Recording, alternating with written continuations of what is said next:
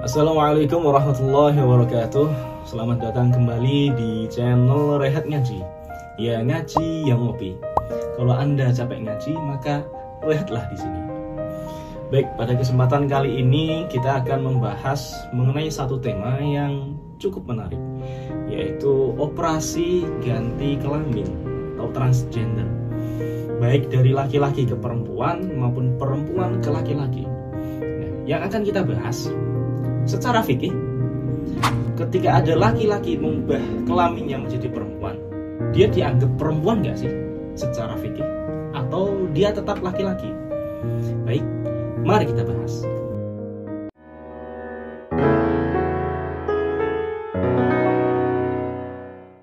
Oke, baik, kita akan langsung membahas tentang hukum operasi transgender. Namun yang kita bahas itu bukan hukum melakukan transgendernya, operasinya. Apakah operasi tersebut hukumnya halal atau operasi tersebut hukumnya haram. Dan yang kita bahas itu adalah apakah perubahan hasil operasi itu diakui atau tidak secara fikih. Misalnya dari laki-laki dioperasi menjadi perempuan. Nah, sekarang apakah dia diakui secara fikih sebagai seorang perempuan, auratnya seperti orang perempuan, dan dia bisa menikahi seorang laki-laki? Mari kita bahas. Untuk membahas perubahan hasil transgender ini, kita perlu mengetahui deskripsi masalah. Sebetulnya operasi transgender itu bagaimana sih? Nah, sebelum saya masuk ke sana, saya ingin menyampaikan terlebih dahulu. Jadi dulu waktu saya mengambil dirosat ulia di Yaman, saya dan beberapa teman saya membahas masalah ini di bawah asuhan langsung oleh seorang mufti di Tarim. Beliau bernama Habib Dr. Mustafa bin Smith. Nah, kita membahas secara intens, nggak cuma sekali pertemuan tapi beberapa kali pertemuan, dan itu pembahasan kita ada mungkin satu pertemuan itu 1,5 jam, dan semua yang pembahasan secara ilmiah, dan tentunya berat ketika saya sampaikan di video kali ini. Jadi akan saya ambil poin-poinnya saja. Nah, untuk deskripsi masalah, saya menghubungi salah seorang dokter ahli bedah. Ini adalah Dr. Yugos, dokter spesialis bedah plastik rekonstruksi. Beliau ini adalah salah seorang murid dari profesor di Surabaya yang dulu pernah mengoperasi seorang artis yang fenomenal di Indonesia. Jadi sumber yang saya dapatkan kredibel. Jadi saya berwawancara sama beliau dan sekarang beliau berdomisili di Cirebon. Baik, ada beberapa pertanyaan yang saya sampaikan. Yang pertama, untuk prosedur ganti kelamin dari perempuan ke laki-laki, dari manakah penis yang dipasang? Apakah sintetis? Sintetis itu maksudnya apa? Dari kayu atau dari besi atau dari silikon? Ataukah donor, penis asli dari manusia lain? Nah, beliau menjawab bahwa tidak dua-duanya, bukan sintetis juga bukan dari donor, melainkan penis yang dibuat itu direkonstruksi ulang dari vagina yang ada. Jadi rahimnya diangkat, terus vaginanya ditutup, lalu beberapa bagian dari klitoris itu disayat kemudian ditarik, agak memanjang menyerupai penis. Jadi tidak sintetis dan bukan dari donor. Lalu selengkap apakah penis yang dipasang? Apakah termasuk testisnya? Beliau menjawab juga bukan. Jadi tidak ada testis yang dipasang. Yang ada itu adalah pembentukan jaringan yang mirip seperti skrotum atau kantung testisnya. Nah, itu di dalamnya bisa diisi oleh materi lain seperti silikon agar bentuknya menyerupai testis asli. Lalu, fungsi apa saja yang bisa dijalankan oleh penis setelah dipasang? Bisakah menghasilkan hormon testosteron dan sel sperma? Nah, karena testisnya tidak dipasang, maka tidak bisa menghasilkan hormon testosteron maupun menghasilkan sperma. Lalu, nah ini untuk prosedur ganti kelamin dari laki-laki ke perempuan sebaliknya.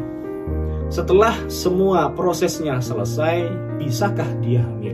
Jadi prosedur operasi dari laki-laki ke perempuan itu adalah dengan cara menghilangkan testisnya, kemudian di penisnya ini dihilangkan, tapi kepalanya itu ditarik ke badan, ke arah badan, kemudian dibuatkan lubang yang menyerupai lubang vagina.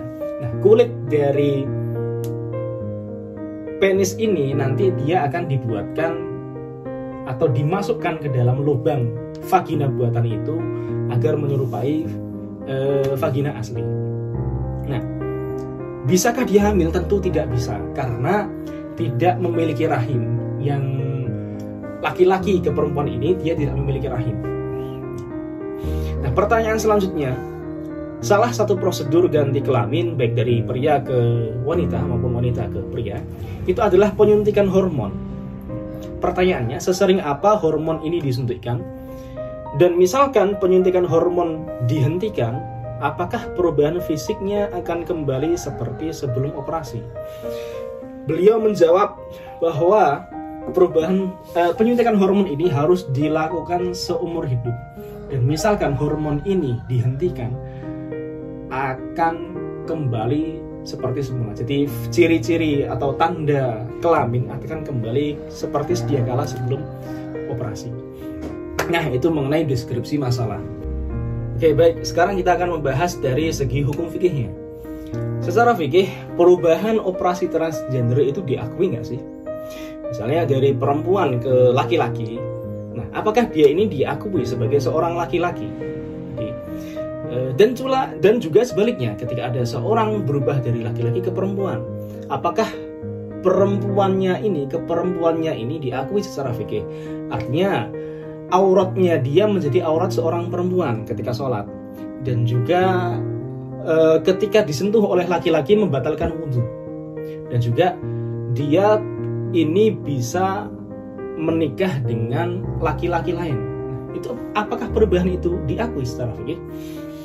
Ya, tentu dalam membahas hukum kali ini kita dulu banyak sekali perbedaan pendapat dan kita saling berdebat satu sama lain. Nggak hanya satu majelis, dua majelis, tapi beberapa pertemuan. Dan akhirnya ada beberapa opsi yang bisa kita ambil. Kita dulu pernah memasukkannya ke apakah laki-laki ini termasuk mamsuh dalam bab fikih. Mamsuh itu seorang laki-laki yang hilang penisnya dan juga hilang testisnya. Nah, apakah seperti itu? Pada akhirnya kita masuk ke dua kesimpulan. Misalkan perubahan ini adalah taghyir kulli atau perubahan secara keseluruhan dari atas ke bawah dan zatnya, hakikatnya betul-betul berubah. Ketika itu terjadi, maka perubahannya diakui secara fikih. Kalau benar-benar operasi itu mengganti hakikatnya dari jadi perempuan ke laki-laki. Nah, dia benar-benar laki-laki sekarang. Akan saya bacakan nasnya dari Hasyatul Bujairami. Ini pendapat dari Syekh Sulaiman Al-Bujairami dalam ini faslun fi ma yasqutul mahr. Ini ada laki-laki menikah sama perempuan. Kapan mereka ini bisa dianggap sebagai furqah? Wakal mauti mashu ahadihima hajaron. Ya, ibaratnya singkat. Wakal mauti iddatan wa mahron wa irthan mashu ahadihima hajaron. Ketika ada laki-laki menikah dengan seorang perempuan dan salah satunya itu diubah wujudnya atau dikutuk menjadi batu seperti Hebi Hime sama kalau di One Piece. Siapa namanya? Boa Hancock. Ya. Ya, jadi bayangkan saja Luffy ini menikah sama Boa Hancock. Suatu ketika Luffy ini marah, Boa Hancock ini marah sekali sama Luffy. Nah, akhirnya Boa Hancock mengubah wujud Luffy menjadi batu. Nah, apakah dengan si Luffy, laki-lakinya ini berubah menjadi batu, apakah terjadi perceraian di antara keduanya? Nah, di sini menjawab iya, Karena apa? Karena hakikat suaminya itu sudah berubah dari manusia laki-laki menjadi batu. Maka ketika hakikatnya berubah, maka terjadilah hukum. Hukum itu diakui. Nah, ini ada lagi. Mana?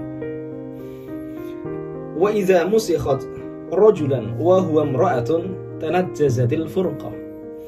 Ketika ada seorang perempuan dikutuk atau berubah wujudnya secara total dari laki-laki berubah menjadi dari perempuan berubah menjadi laki-laki, maka terjadilah perceraian, terjadilah furqah, harus dipisah. Jadi siapa perempuan ini hakikatnya, ainnya, zatnya berubah dari perempuan menjadi laki-laki. Maka perubahannya dianggap. Karena apa? Karena tidak mungkin dalam satu pernikahan itu dua laki-laki, suami sama suami, laki-laki sama laki-laki, itu tidak boleh terjadi.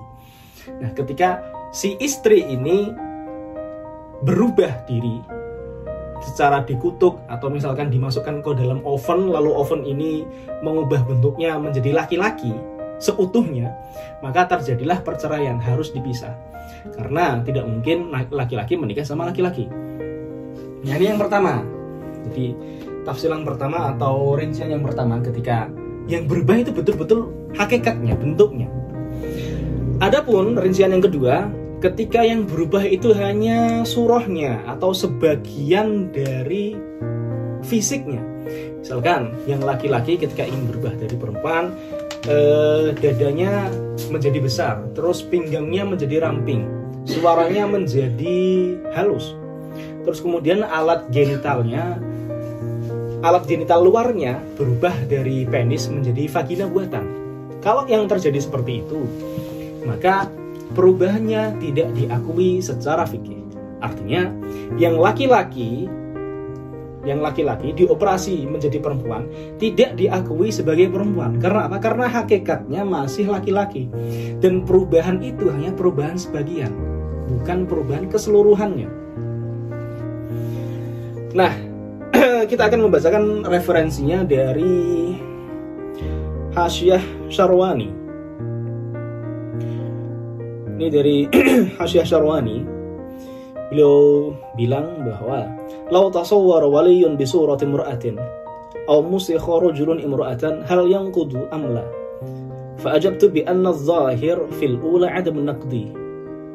Nah, misalkan ada wali, seorang wali karena dia ini memiliki keramat, mengubah surah zahirnya, bentuk luarnya dia menjadi seorang perempuan. Atau bayangkan saja Naruto menggunakan Oiroke no Jutsu untuk berubah menjadi seorang perempuan, menggoda siapa misalnya? Menggoda Jiraiya Sensei.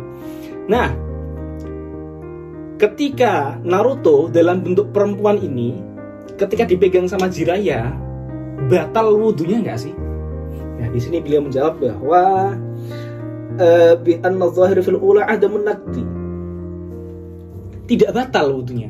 Jadi Naruto ini dalam bentuk perempuannya dipegang sama Jiraiya, itu tidak batal wudu keduanya karena sama-sama laki-laki. Lil qat'i bi anna 'ainahu lam tanqalib. Karena bisa dipastikan bahwa wujudnya Naruto yang berubah menjadi perempuan itu hanya surahnya saja, hanya bentuk luarnya saja, bukan hakikatnya. Wa inna man khala'a min suratin ila suratin ma'a baqa'i sifati dzukurah.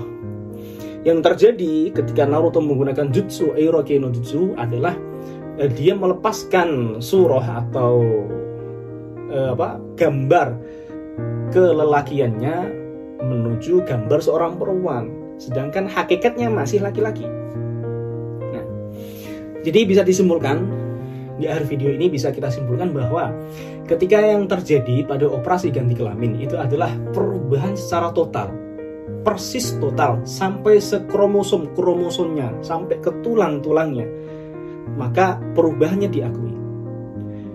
Namun Jika yang terjadi adalah perubahan sebagian, misalnya kalau dari laki-laki ke perempuan, itu adalah dengan memperhalus suaranya, terus dadanya dibesarkan, terus rambutnya dipanjangkan, lalu kulitnya dihaluskan, kemudian panggulnya dilebarkan, lalu juga zakarnya atau penisnya dihilangkan dan dibuatkan lubang vagina buatan. Kalau yang terjadi seperti itu, maka perubahannya tidak diakui secara fikih. Artinya apa? Artinya dia tetap orang yang sama, tidak berganti kelamin. Jadi auratnya masih, batalkan wudunya masih, juga status pernikahannya itu masih seperti yang pertama. Oh ya, dan ternyata setelah kita menelusuri hasil muktamar, ternyata hukum ini pernah disebutkan, pernah dibahas dan diputuskan oleh Muktamar Nahdlatul Ulama pada tahun 1979 di Semarang, dan hasilnya sama, bahwa perubahan operasi ganti kelamin itu tidak diakui secara fikih. Artinya kelaminnya masih tetap seperti yang dahulu. Nah, sekian video kali ini, semoga bermanfaat. Ketemu lagi di video-video selanjutnya. Wassalamualaikum warahmatullahi wabarakatuh.